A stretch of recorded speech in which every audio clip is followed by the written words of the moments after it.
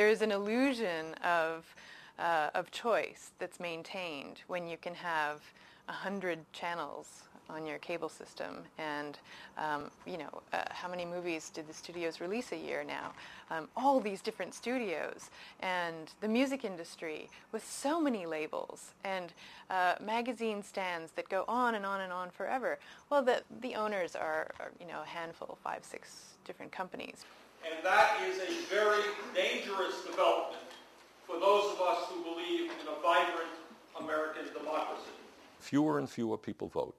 When polls tell us that fewer and fewer people understand the political process, what the media does is trivialize what goes on, sensationalizes it, makes it entertainment, rather than saying, look, the function of the media is to educate you to live in a democracy, which is pretty serious stuff.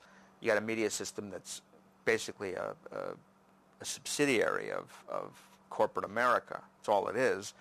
You're going to have a media system that will not cover stories of tremendous public moment, while it will overfocus on trivial stories that don't have any resonance at all.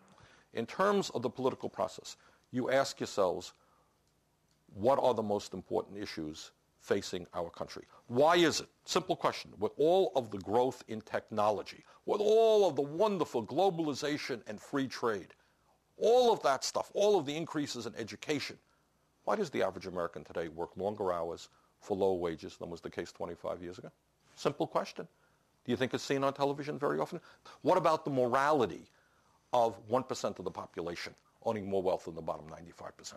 Seen that?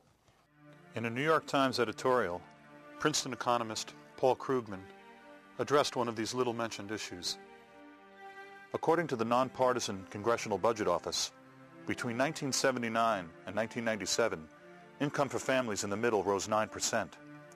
Income for families in the top 1% rose 140%. Krugman noted, quote, "I know from experience that even mentioning income distribution leads to angry accusations of class warfare." He then asks, why has the response to rising inequality been a drive to reduce taxes on the rich? Good question. According to Joan Didion, news is no longer just reported but managed in a way that sets its terms and shapes its overall content. Has the mainstream media become an anti-democratic force in the United States? What you want to say is, if you have a self-governing society, a democratic society, what does that society need from its journalism? I mean, what are the attributes you need to have from your journalism, from your media system to produce, so that people can govern their own lives effectively? And I think there are 2 or 3 things that jump out at you if you study the matter at all. And they're really not debated. One, you need a really hard watchdog. You need a journalism that keeps track of people in power and people who want to be in power. Hitler says in Mein Kampf that the people's power of forgetting is enormous. This is the case with mass society, right? You have to have a healthy media system in order to counteract that natural tendency. You've got to have that, because then people will be sufficiently roused by the notion of having to protect their interests to pay attention. Otherwise, if it's just a spectacle, if it's just a bunch of razzle-dazzle and bullshit, people will naturally, forget about it in a couple of days. And that's the pickle that Americans tend to be in. A CNN Gallup poll conducted in March 2003 found that 51% of the American people thought Saddam Hussein was personally responsible for the September 11th attack. Why did they think that? Forget about forgetting. They don't know. They don't know. I picked up my local paper today. Yesterday there was a vote in the House of Representatives which would have provided, which passed, which would, if it carries into law, provide hundreds of billions of dollars in tax breaks to a handful of families in this country. Wasn't mentioned in the newspaper. The repeal of the estate tax. Half of the benefits of that repeal will go to the richest 1/10 of 1% of the population. All of the benefits will go to the wealthiest 2% of the families in America. You got that? 98% of the families do not pay one nickel in estate tax. I walked down the street a couple of months ago. Guy goes up and he says, Bernie, I'm really angry at you. You know, why are you angry? I've got $20,000 in the bank, and I want to leave my money to my kids, and why are you stopping me from doing that? $20,000. This guy's not going to pay one penny in estate tax. People don't know that. So what they do is they poll. They got very good pollsters, and you play off the general ignorance of the population. People don't know much. Death tax sounds pretty good. Everybody who dies, you got to pay a huge tax to the federal government. Not true. We put the death tax on the road to extinction. The death tax is a bad tax. And yet that 99% ran around waving little flags going, we're free! We're free! We live in a democracy! Woohoo!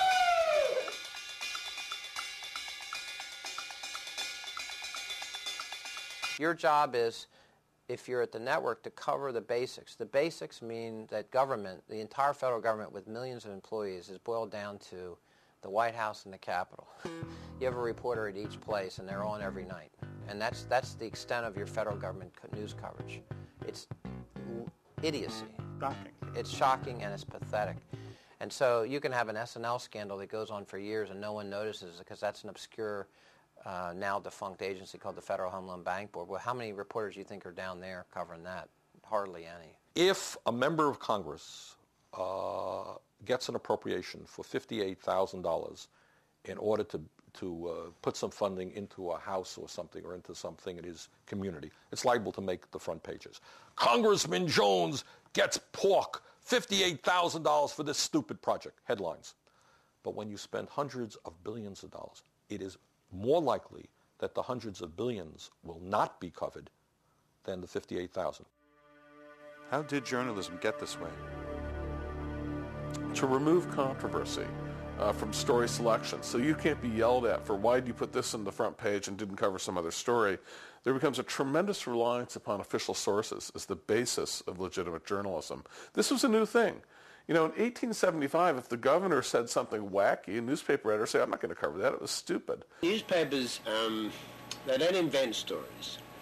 They go to people, experts in this country, for their opinions on what's coming down or not coming down. It means those people in power, political power especially, but also business power, are sort of the assignment editors of journalism. What they want to talk about becomes news. If they agree that they don't want to debate something, like the CIA, it's virtually impossible for a journalist to introduce that as a story.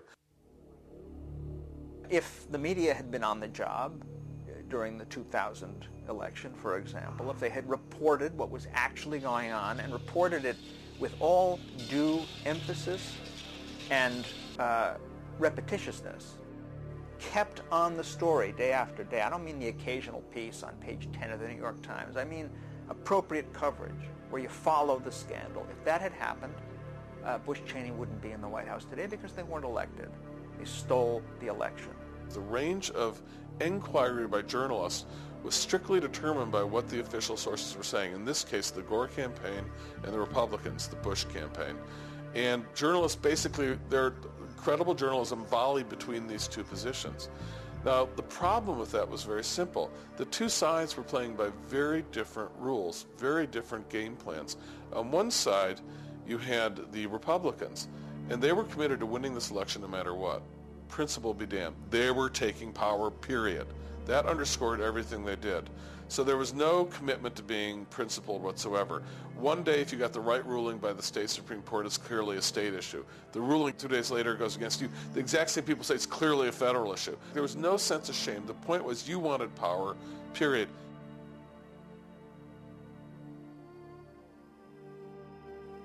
And it was an extraordinary propaganda effort by the right because you couldn't even find a Republican dog catcher in Idaho who would disagree. Everyone barked out the exact same line every day. It was Joe Goebbels would have been impressed with the lockstep in which the Republican machine marched in their eagerness to take power and take this election. The problem was for those of us who just think whoever gets the most votes should win and wanted a fair election, the journalism didn't reflect that interest. It was a prisoner of that range of debate, and therefore it played directly into the hands of the Republicans. The BBC reported that 5 months before the 2000 election, Governor Jeb Bush moved to purge 57,000 people from the voting rolls, supposedly ex-felons. the great story that was broken by Greg Palast from Britain, which has now been confirmed, on for the first time, the use of by Catherine Harris of this private company to come up with a list of felons who wouldn't be permitted to vote, which was a dreadfully bogus list of thousands of people who weren't permitted to vote, who should have been. According to Palast, a private firm with Republican